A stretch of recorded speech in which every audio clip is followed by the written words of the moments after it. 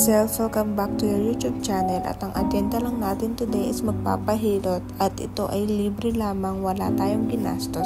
So gumising lang tayo dito and wala, yun na.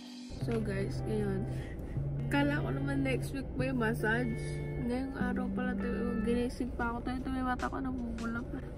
Gumayak ako for mga 5 minutes lang akong gumayak. Alas 4 ako natulog. Anong oras ko na? Pumunta kami sa Angel Massage. Ay, hindi ko alam kung Angel Massage ulit. Hintay ko lang si Kuya kasi nagpapalit siya. Sabi, hindi ko alam kung ano yun. Pinapalitan niya. So, kaya nagsusuklay ako kasi hindi pa ako nakapagsuklay. Hindi pa ako nakapagdala ng extra na short. Damit lang. Pero uwi pa naman kasi magsisimba kami mamaya. So, dito is papunta na kami. And nahihiya talaga ako mag-video rito kaya sa baba lang. And naka 0.5. At tingnan niyo si Neri parang kay drama. Wala ang arte. Kaya nandito na kami. Lalakad na kami papunta sa loob. Alangan sa labas. Diba? So, yes. It's my second time here.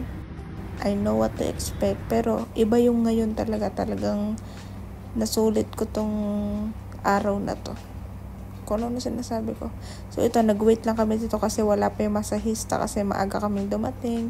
So, umupo muna kami, nag-wait, and then maya-maya, tinawag na rin kami para pumunta dun sa loob. So, nauna dyan si Kuya, kaya ako lang natira mag-isa. So,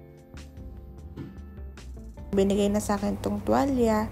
Siyempre, pang takip sa katawan nyo. Kasi mamaya, kailangan ko yan. So, dito nagpalit na ako ng aking disposable panties and bra.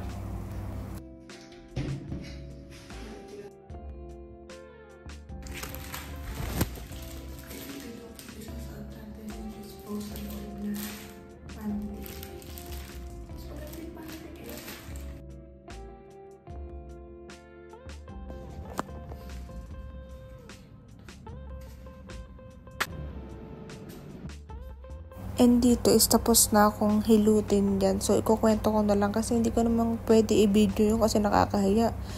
Ano na lang yung nakatakip sa akin, ano na lang yung nakatago papakita ko pa sa inyo.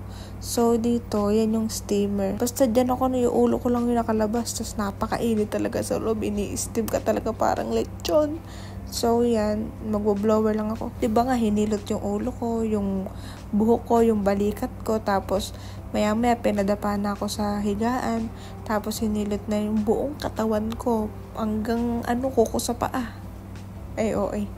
Hanggang yung daliri sa paa. Hanggang sa ulo. Hanggang sa muka. Talagang hinihilot nila. Tapos, nagugustuhan ko na rin yung amoy ng langis. Hindi siya mabaho na.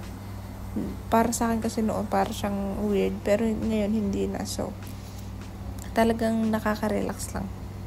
Tapos tinatanong-tanong ka rin ng masahista, ganon. So Indiano yung masahista ko dyan kasi nga Indian massage yan, diba? So yan, na-enjoy ko yan. Talagang relax na relax ako. Hindi lang ako pumipikit kasi mukha akong baboy.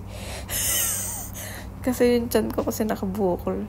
Nung nakaharap na ako sa kanya kasi merong time na nakatalikod ako, meron ding time na nakaharap ako kasi kailangan buong katawan. So dito kumuha na kami ng tsaa, binigyan niya ako, and then yung walang sugar yung hiningi ko kasi ayoko na may sugar.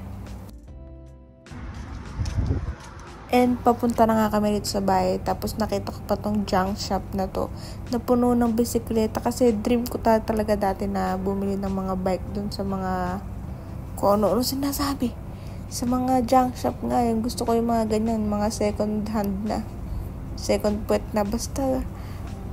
So dito is paubos ko na yung tsaa. I'm so proud of myself. Yun nga guys, hindi ko alam ba't pagkatapos ng massage inaantok ako. So naligo ako, tapos diba nag-blower ako, pero hindi ko naman matuyo ng todo yung buhok ko kasi nga mahaba.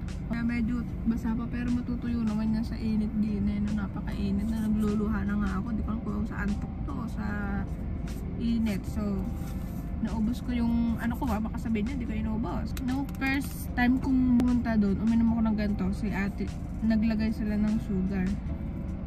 So, mas okay pala pag walang sugar. Pag kasi sugar, na ko yung lasa ng tsa, tapos may matamis pa. So, yan, naubos ko. Kung ano man tong drink na to. Pero tsa, ayan. Uy, inaantok ako. Pero pupunta pa kami ng church. And yes, dito ko natatapusin yung video kasi wala na naman akong outro. Hindi ko ba naman alam kung bakit lagi ko nakakalimutan yung outro. So yun na ngayon, bye-bye na.